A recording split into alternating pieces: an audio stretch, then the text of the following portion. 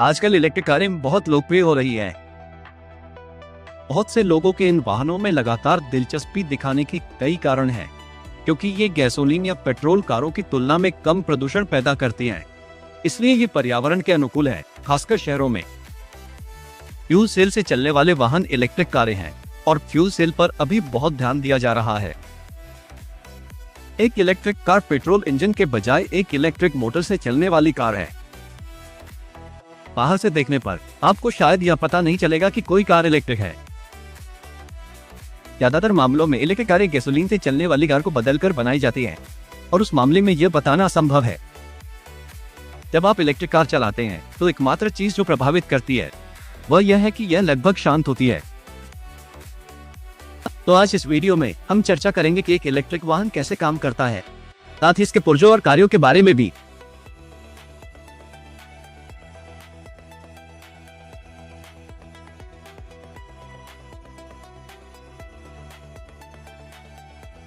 Electric वाहनों को EV कहा जाता है, जिन्हें चलाने के लिए आईसी इंजन की जरूरत नहीं होती।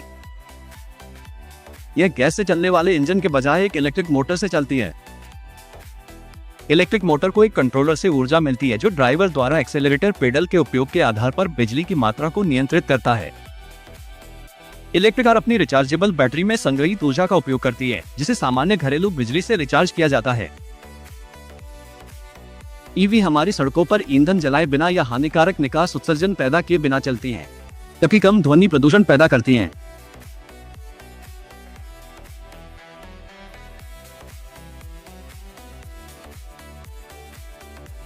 इलेक्ट्रिक वाहन एक ऑटोमेटिक कार की तरह होते हैं।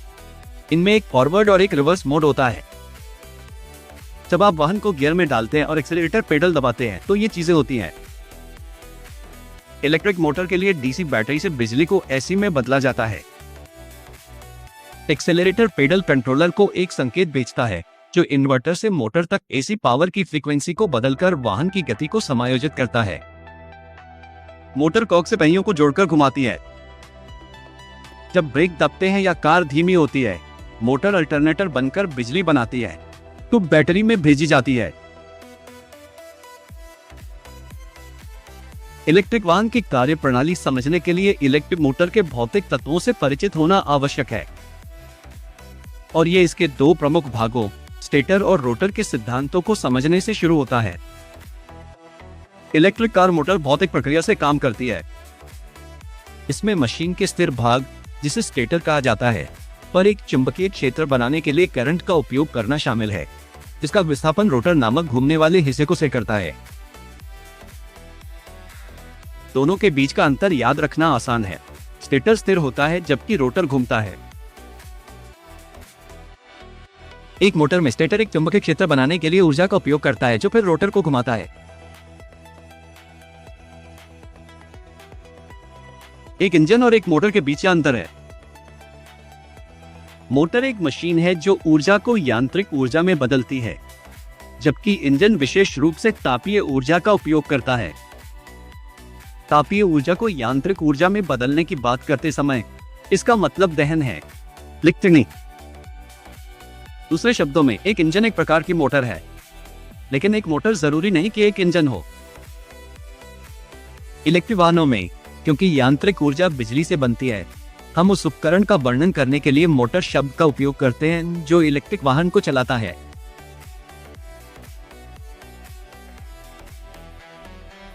और भले ही आपने कभी इलेक्ट्रिक कार नहीं चलाई हो, फिर भी इसके मुख्य भागों को समझना अपेक्षाकृत सरल है। उदाहरण के लिए, गैस टैंक के बजाय उनमें बैटरी होती हैं। इंजन के बजाय उनमें एक इलेक्ट्रिक मोटर होती है, और टेलपाइप के बजाय उनमें कोई टेलपाइप नहीं होता है। सरल है ना? लेकिन कुछ अन्य भाग भी हैं जिन्हें एक ईवी मालिक को समझना चाहिए।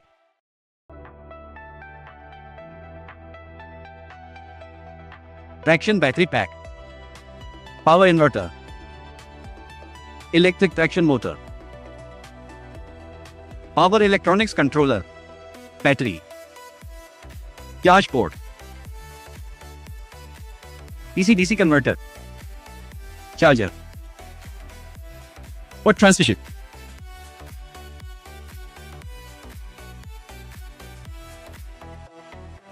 Passivity pack. एक इलेक्ट्रिक कार में बैटरी का कार्य डायरेक्ट करंट बिजली के रूप में एक विद्युत ऊर्जा भंडारण प्रणाली के रूप में होता है। यदि इसे कंट्रोलर से संकेत मिलता है तो बैटरी डीसी विद्युत ऊर्जा को इन्वर्टर में प्रेषित करेगी और फिर मोटर को चलाने के लिए उपयोग की जाएगी। उपयोग की जाने वाली बैटरी का प्रकार एक रिचार्जेबल बैटरी है, जिसे इस तरह से व्यवस्थित किया जाता है कि इसे ट्रैक्शन बैटरी पैक कहा जाता है।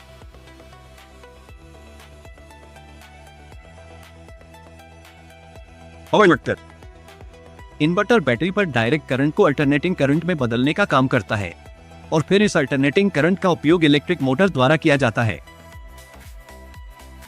इसके अलावा एक इलेक्ट्रिक कार पर इन्वर्टर में रीजेनरेटिव ब्रेकिंग के दौरान एसी करंट को डीसी करंट में बदलने और फिर बैटरी को रिचार्ज करने के लिए उपयोग करने का भी एक कार्य होता है। कुछ इलेक्ट्रिक कार मॉडलों में उपयोग किए जाने वाले इन्वर्टर का प्रकार द्विदिश इन्वर्टर श्रेणी है।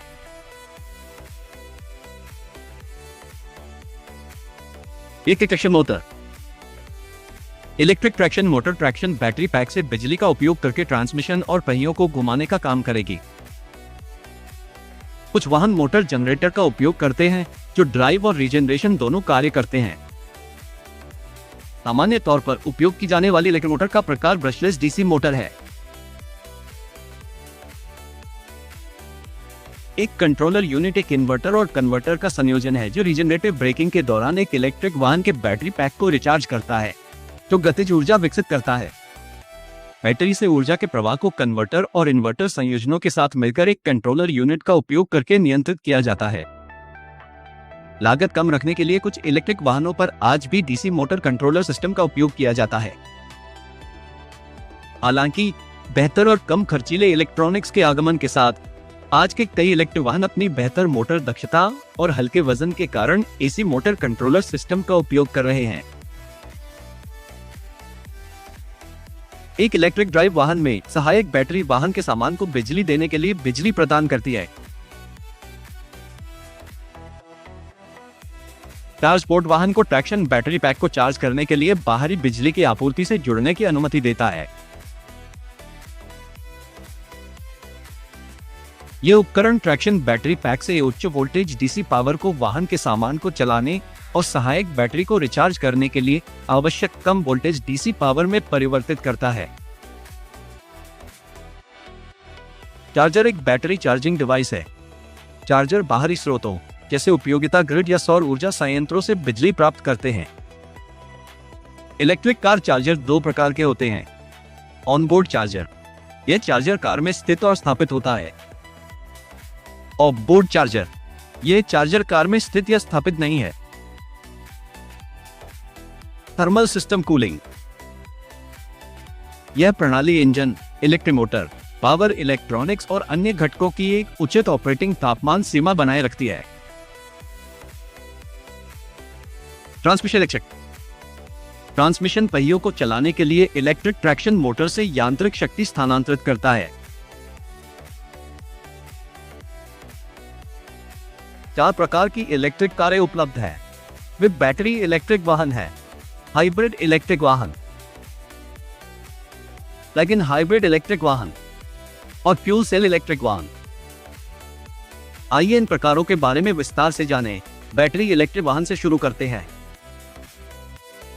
इसे ऑल इलेक्ट्रिक वाहन भी कहा जाता है, जो पूरी तरह से बैटरी और इलेक्ट्रिक ड्राइव ट्रेन पर चलता है।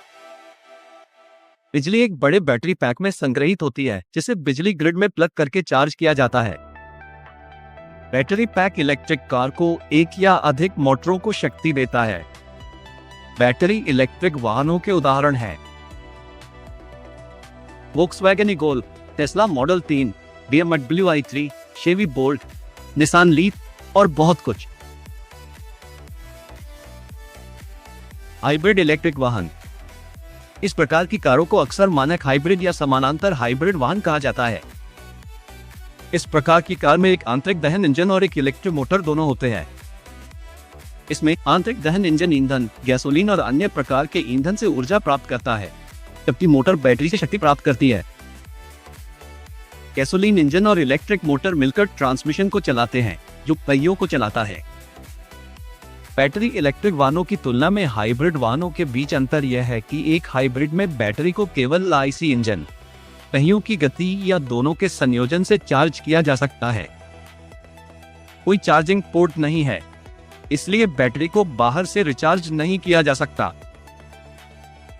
हाइब्रिड वाहनों के उदाहरण हैं Honda Civic hybrid, Toyota Prius hybrid और Toyota Camry hybrid. Plug in hybrid electric वाहन, ये एक प्रकार का हाइब्रिड वाहन है जिसमें आईसी इंजन और मोटर दोनों होते हैं। इस प्रकार की इलेक्ट्रिक कारें ईंधन विकल्प प्रदान करती हैं। ये कारें एक पारंपरिक ईंधन जैसे गैसोलीन या एक वैकल्पिक ईंधन जैसे बायोडीजल और एक रिचार्जेबल बैटरी पैक द्वारा संचालित होती हैं। बैटरी को बिजली के आउटलेट या इलेक्ट्रिक वाहन चार्जिंग स्टेशन में प्लग करके विद्युत रूप से चार्ज किया जा सकता है। प्लग इन हाइब्रिड वाहन आमतौर पर कम से कम 2 मोड में चल सकते हैं। ऑल इलेक्ट्रिक मोड, जिसमें मोटर और बैटरी कार की सारी ऊर्जा प्रदान करते हैं। हाइब्रिड मोड, जिसमें बिजली और गैसोलीन दोनों का उपयोग किया जाता है। कुछ प्लग इन वाहन बिजली पर 70 मील से अधिक यात्रा कर सकते हैं। प्लग इन इलेक्ट्रिक वाहनों के उदाहरण हैं Porsche Cayenne SE hybrid, Audi A3 tron, Ford C Max energy और मर्सिडीज 650।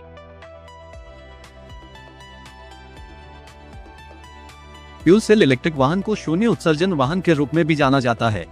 ये एक प्रकार की इलेक्ट्रिक कार है जो वाहन को चलाने के लिए आवश्यक बिजली उत्पन्न करने के लिए फ्यूल सेल तकनीक का उपयोग करती है।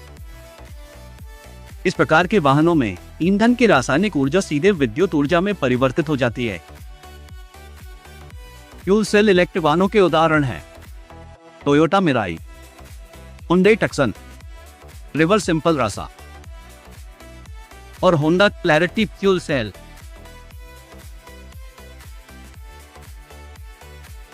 आप एक इलेक्ट्रिक वाहन को एक सार्वजनिक चार्जिंग स्टेशन में या एक होम चार्जर में प्लग करके चार्ज कर सकते हैं। लेकिन होम चार्जिंग के लिए सबसे अच्छा सौदा पाने के लिए सही भी बिजली टैरिफ प्राप्त करना महत्वपूर्ण है, ताकि आप चार्जिंग पर कम पैसा खर्च कर सके और अपने बिल पर अधिक बचत कर सके।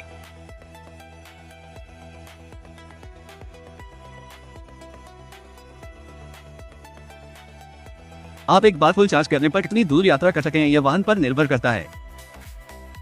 प्रत्येक मॉडल की एक अलग रेंज, बैटरी आकार और दक्षता होती है।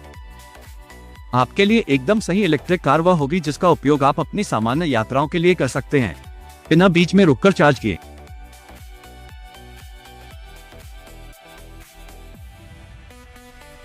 एक इलेक्ट्रिक वाहन की रेंज बैटरी के आकार पर निर्भर करती है। ईवी बैटरी जितनी बड़ी होगी उतनी ही अधिक शक्ति होगी और आप उतनी ही दूर यात्रा करेंगे। यहाँ कुछ उदाहरण दिए गए हैं कि कुछ इलेक्ट्रिक कारों का चार्ज कितनी दूर तक चलेगा। वोक्सवैगन ई-गोल्फ की रेंज 125 मील तक है। हुंडई कोना इलेक्ट्रिक की रेंज 250 मील तक है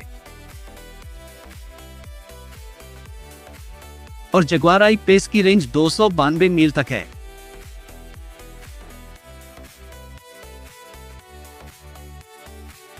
किलोवाट शक्ति की इकाई है कि उपकरण को काम के लिए कितनी ऊर्जा चाहिए। 1 किलोवाट घंटा ऊर्जा की इकाई है। यह दिखाता है कि कितनी ऊर्जा का उपयोग किया गया है। उदाहरण के लिए 100 वाट का लाइट बल्ब हर घंटे 0.1 किलोवाट उपयोग करता है। एक औसत घर प्रति वर्ष 3100 किलोवाट घंटे ऊर्जा की खपत करता है, जबकि एक इलेक्ट्रिक कार प्रति वर्ष औसतन 2000 किलोवाट घंटे ऊर्जा की खपत करती है।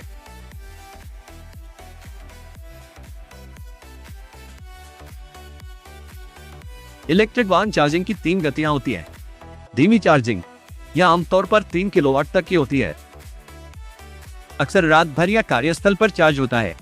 चार्जिंग में 8 से 10 घंटे लगते हैं। तेज चार्जिंग, यह आमतौर पर 7 किलोवाट या 22 किलोवाट पर रेट किया जाता है। इसे कार पार्क, सुपरमार्केट, अवकाश केंद्रों और ऑफ स्ट्रीट पार्किंग वाले घरों में स्थापित किया जाता है। चार्जिंग में 3 से 4 घंटे तक का समय लगता है। और रैपिड चार्जिंग, यह आमतौर पर 48 किलोवाट से शुरू होती है। केवल उन ईवी के साथ संगत है जिनमें रैपिड चार्जिंग क्षमता है। चार्जिंग में 30 से 60 मिनट लगते हैं।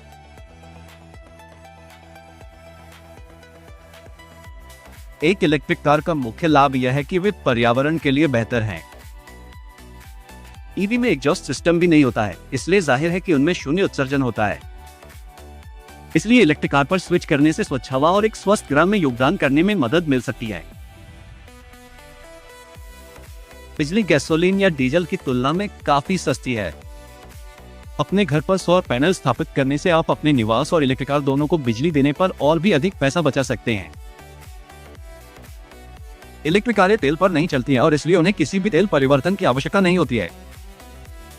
साथ ही गैस से चलने वाले वाहनों की तुलना में उनमें उतने घटक नहीं होते हैं जिन्हें बदलने की आवश्यकता होती है। इलेक्ट्रिक कारें सुचारू और चुपचाप चलती हैं क्योंकि इनमें एग्जॉस्ट सिस्टम नहीं होता। ये पारंपरिक गैस इंजनों की तुलना में बहुत शांत होते हैं, जिससे ध्वनि प्रदूषण कम होता है और सवारी अधिक आरामदायक होती है। इलेक्ट्रिक मोटर मैकेनिकल इंजन की तुलना में तेजी से प्रतिक्रिया करते हैं, जो ड्राइविंग में अधिक टॉर्क और फुर्ती देते हैं। एक इलेक्ट्रिक वाहन को रिचार्ज करना आसान है और सबसे अच्छी बात यह है कि आपको अपनी कार को रिचार्ज करने के लिए फ्यूल स्टेशन पर जाने की आवश्यकता नहीं होगी।